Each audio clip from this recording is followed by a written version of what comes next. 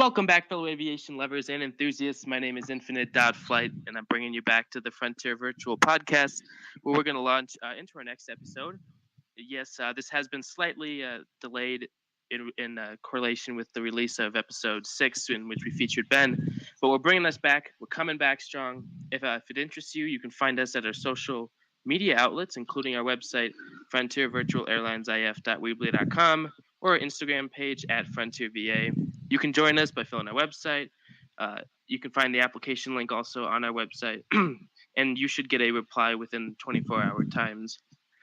Unfortunately, I'm the bearer of bad news. Matt is again not here with us today.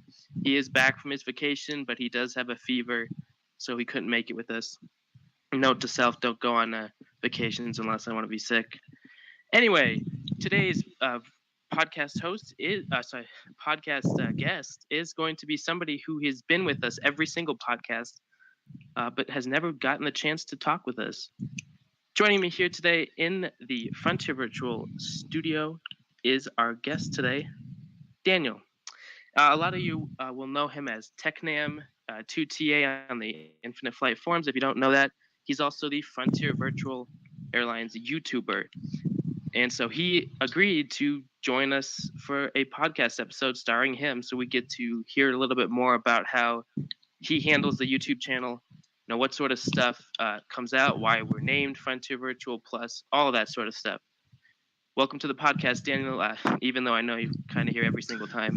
Yeah, well, thanks for having me on the other side today, Robert. Oh, yeah, absolutely. So we're just going to kind of start off here, trying to keep the podcast episodes back down. I know kind of we have gone over that. I apologize to all our listeners, but this is going to be an interesting one, so keep those earphones in. Daniel, I'm just going to start off kind of getting into your introduction here. Absolutely. Oh, yeah, okay. How did you become interested in aviation? Was it like, as soon as you saw your first airplane, it was love at first sight? Or? Well, it's kind of funny. I used to watch these aircraft investigation episodes. For some reason, that got me interested in it. I know it may sound like a bad way to be interested in it, but that is really what captured my attention. I think it was probably because they showed the detailed cockpits of the aircraft and stuff. Really cool with all the controls, because I'm a person, who loves all the buttons and switches and things. So I think seeing that is what really captured my attention of aviation. Another thing I think that caught my attention was that I used to live really close to a local municipal airport. Don't anymore, but I used to a few years ago. And GA planes would fly over really frequently. That was before I was like really into it, but I knew I always had a passion for them.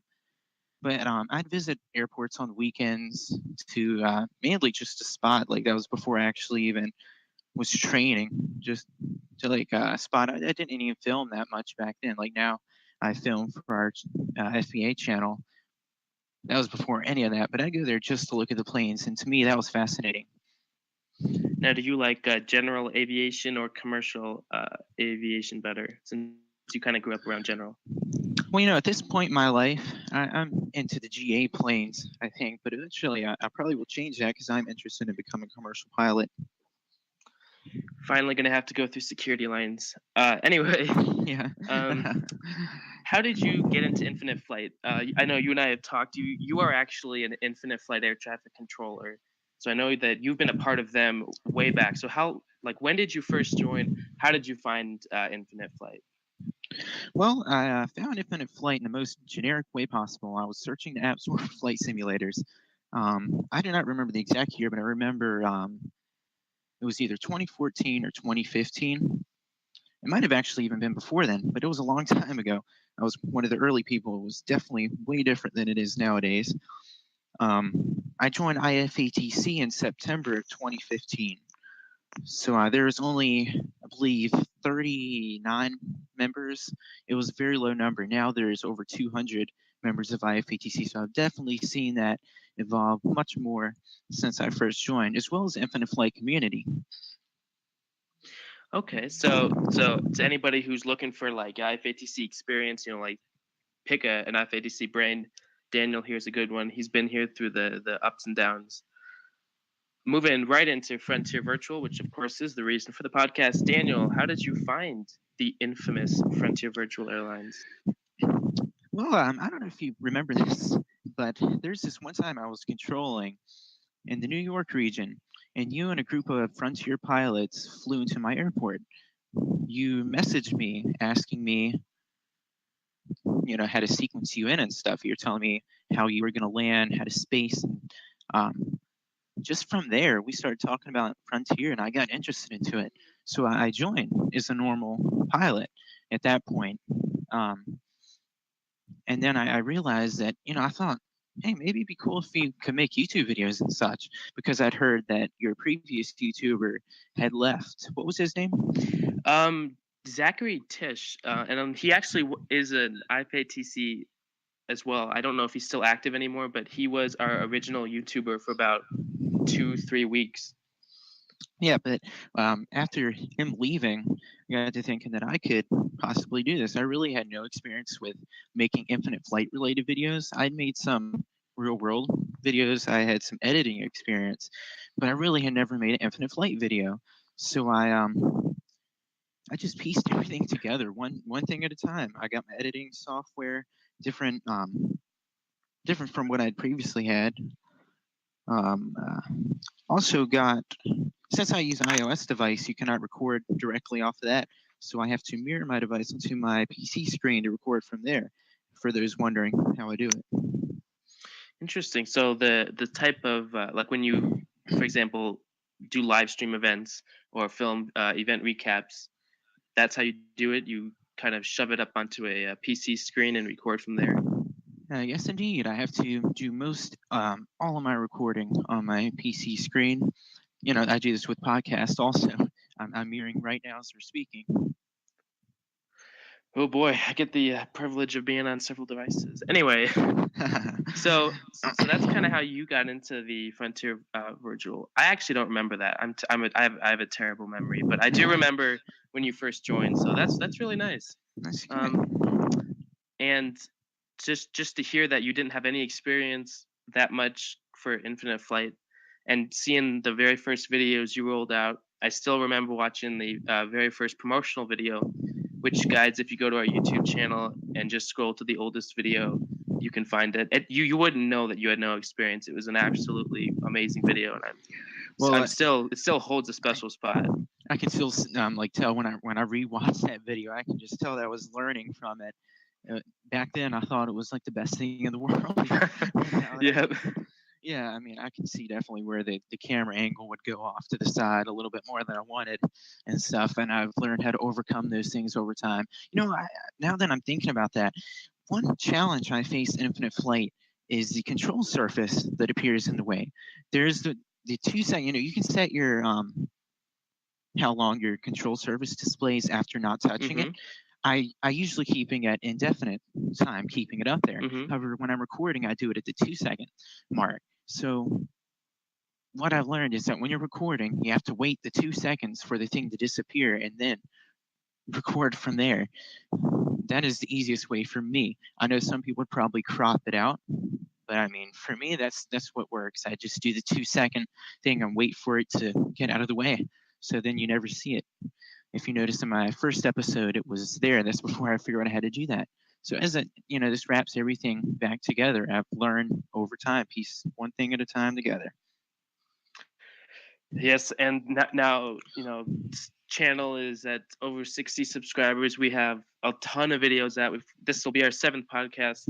You can just see, if you watch the most recent event recap, guys, which is coming soon, you can just compare those 2 videos and wow, Daniel, you definitely have made a positive change in that area. Well, thank you. That's my goal. All right, so kind of moving into now, we're going to talk a little bit more about the YouTube channel itself. Everybody listening should know by now that Daniel is our Frontier YouTuber, and I cannot be more pleased with everything he's done. I could not find a better YouTuber to handle the sort of quality that I almost expect to come out. Daniel, how hard is it to be the Frontier YouTuber? Like, what do you do on a daily basis? Like every day, do you have to go to the channel, or do you only have to go when you need to get a video out? Well, I check the channel every day to see analytics, such as how many subscribers I have, general audience things that help me to plan for the next video. A lot of times I'll plan out for what I need to do during the week. So like if I record a event on a Sunday, I know that either Monday or Tuesday I need to edit and make a recap video. I'll put that on a schedule for the whole week. And as you know, on our channel, every second and fourth Saturday of the month, I will make promotional videos. So most people would never know this. However, there are times I have a promotional video ready a month in advance, and I set it to auto-publish for a specific date. And that also, it gives me a break from like a week break when it gets near it, so I can go ahead and get the whole month out of the way sometimes. Nice. So like there's more than just turning on the mic and being ready to record. You actually have to plan stuff out. You have a schedule you stick by. Is that correct? That is right. So it's a lot more work than just simple turn on the camera and record. It's good to know. Yeah, there's a lot that goes into each video. A lot of people do not even realize it. Well, I hope for those watching this listening to this episode, we can sort of enlighten you via Daniel here. All right, Daniel, which part of making these Frontier videos and Infinite Flight videos do you enjoy the most? Well, I can say filming is the hardest part, so that is not my favorite. So I'd say my favorite will be the editing. I'm just an editing person. I love doing it because I love buttons and switches and gadgets and learning something new. So actually, if I may add, my favorite part is when the video is published and people are watching it. Yeah, I think that's every YouTuber's favorite moment, though. Yeah, probably. All right. When you first, give us a general idea of when you first started YouTube itself. Like how close in has the Frontier channel been to how long you've already been associated with YouTube? Like, did you need to learn a lot, or were you already sort of familiar with the way YouTube worked? I was familiar somewhat with the way YouTube worked because I have a channel on my own, Tecnam2TA channel, that I uploaded some real-world videos to previously. So I knew the basics of YouTube, but I didn't know the advanced stuff like cards, annotations, end screens, various things like that I've learned through the FVA channel. Absolutely. And for those listening, I do sort of ask Daniel to do a lot of videos. It isn't easy being the YouTuber for Frontier. I like the quality to be very, entertaining, to be what people will want to see. So every video that goes out meets my approval, and that's a huge thing for me. So glad to have that happening. And a huge shout out obviously to Daniel and to Matt, both of them, who have helped this channel grow. And thank you to all of you guys for making it to 60 subscribers. That was such a huge monument for us, almost as much as the 50. Yeah, I'd like to thank each of our subscribers personally. I wish I could do that, but I find it amazing that we have more subscribers on YouTube than we have VA members. To me, that's just amazing. I never thought that would happen. Well, realities are becoming, I guess dreams are becoming realities now. Yeah. So, Daniel, what is hard about being a Frontier YouTuber? Like you said, your least favorite part is filming it itself. But what is actually difficult that, you wish if everything would still be able to work out, without this, I would definitely not do it? What do you, can you explain that a little bit more? Yeah. As in, for example, if you didn't, as in, for what's hard for your job, if it was hard to upload 2 promos a month, let's just say you're so busy that's hard. Right. And so if that was hard for your job, I'm kind of confusing myself here. I'm just curious about what parts of your job do you not like that are actually difficult? It's not just a matter of, oh, this is time consuming. It's a matter of, this is actually difficult. Well, I really like every part of my job. I'm a hard worker. That's just who I am. I'm a very motivated person. I'd say, as I said earlier, filming is the hardest part. That's not my favorite thing to do, but I do it anyways. And recently, I've had help with from Matt with videos. I really am thankful for that because that's definitely helped a lot. If you've seen the tag for contributor members on our channel, that means that another user contributed to our channel. That's not my video. I just uploaded it. That's a big help with the parts that I do not like the most. Yeah, and for people, Matt actually just did have an episode, a video published about a trip report that I personally enjoyed. So thank you, Matt, if you're listening. I'll just get better. All right. So we're going to kind of move back out into the real world. Do you have a private license? Because I know you do fly. You do fly at least somewhat. Yeah. From what I've heard. No, I'm not licensed at this point. I'm a student pilot training for my private pilot license. And what aircraft do you train on? Or do you train on several? Well, my username, I just have to go by that, Tecnam. So I fly the Tecnam2TA in real life. I just absolutely love Tecnams. I love the way they feel. It's just a great aircraft, in my opinion. Plus, they're typically cheaper to fly and rent, like a Cessna 172, for example. Oh, interesting. I'll put that on my bucket list. So, is it difficult to fly, or is it just like does using the Infinite Flight sim, does that help you to learn the aspects of flight, or do you actually have to go out and learn it all by scratch? Infinite Flight has definitely helped me. I'm able to use the concepts I learned in Infinite Flight in real life. I've really noticed that, especially with flight planning, the GPS systems, maps, stuff like that has really helped me. Flap settings, all that stuff. It really benefits me in real life. So if you are looking to become a pilot in real life, I would just continue using Infinite Flight, and that will teach you the stuff you need. So you do begin flight training. You'll be prepared. Amen. Infinite Flight does definitely help with the basics. Yes, it does. So is a Tecnam the only aircraft you've flown before? No, I've flown a Cessna 172. Other than that, that's it. All right. Oh, well, a Tecnam, since I'm talking about Tecnam, I fly the Tecnam P92 most often, but I have flown in a Tecnam P2002 also. Good to know. All right. We're going to rotate it back around. Before we close out this episode today, I did have some stuff that I wanted to quick talk to you guys about in preparation for the next episode. Thank you for hanging in here with us today, folks. Daniel, I've actually gotten a lot of private messages too about this on the forums. Why you changed the name of the channel from Frontier Virtual to Frontier Virtual Plus. So if you might, just to alleviate any confusion anybody had, if you want to just go ahead and explain to us why it's been changed to that. So yeah, I proposed the idea to change it from Frontier Virtual to Frontier Virtual Plus a couple months ago, and you and Matt approved of that. The reason I thought of that is because I began to introduce real-world aviation videos and not just virtual content.